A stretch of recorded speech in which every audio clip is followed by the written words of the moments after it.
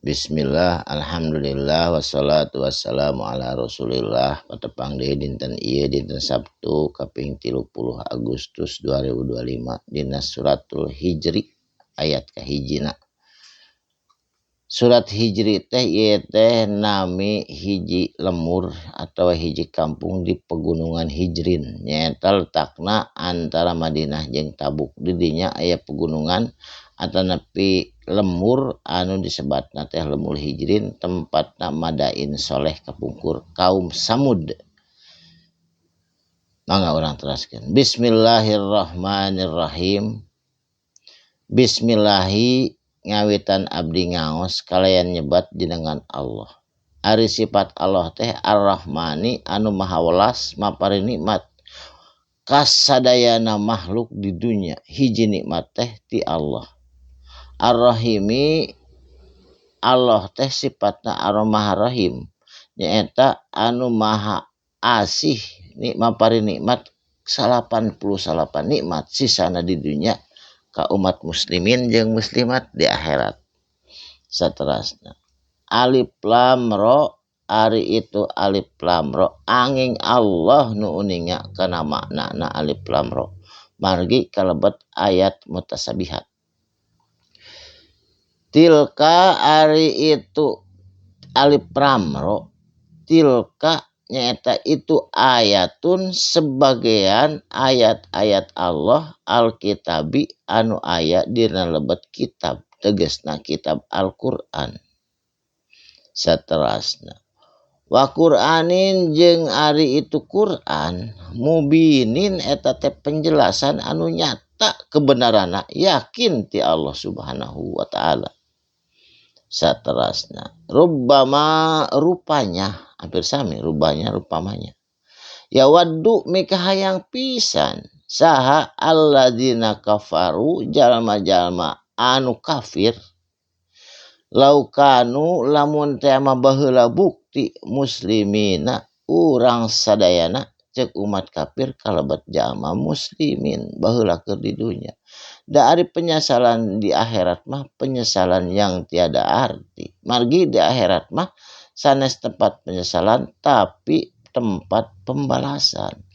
Jadi upami bade lebet Islam atau napi bade tobat atau napi berbuat baik ayeuna di dunya da engke mah teu aya di akhirat mah aya oge penyesalan anu tiada arti. Saterasna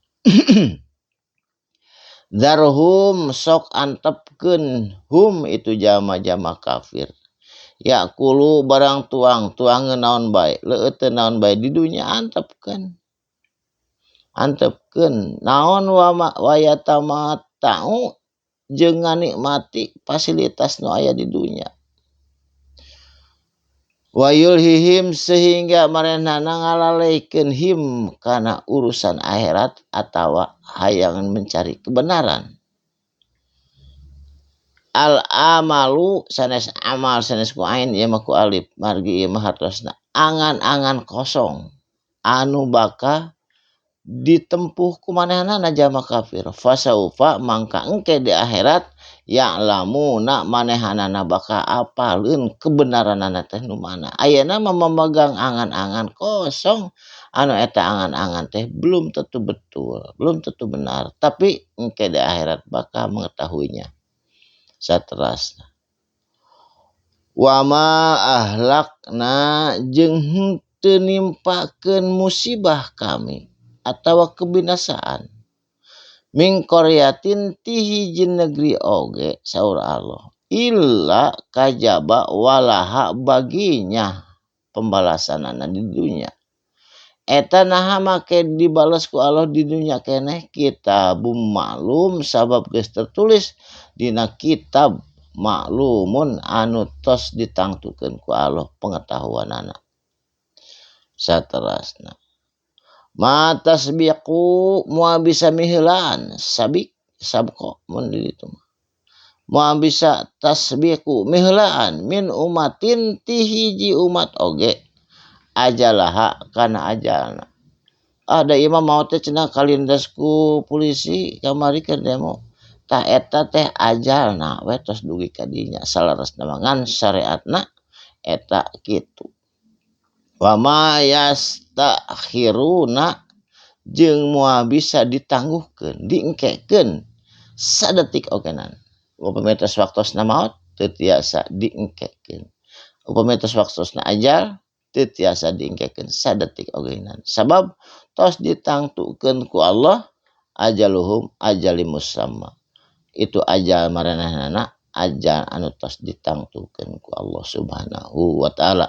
Taku kituna upami keluarga urang aya nu pupus atanapi sabae aya nu pupus istri urang nu maot eta teu kedah aya penyesalan magi tos ditangtukeun ku Allah. Anggur madoakeun ku urang sadayana sing aya dina ridho Allah kengeng kanikmatan dunia jeung akhirat. Sakalimah dua kalimah mugi aya manfaatna insyaallah dinten Senen patepang deui dina ayat anu salajengna. Barakallahu li wa lakum.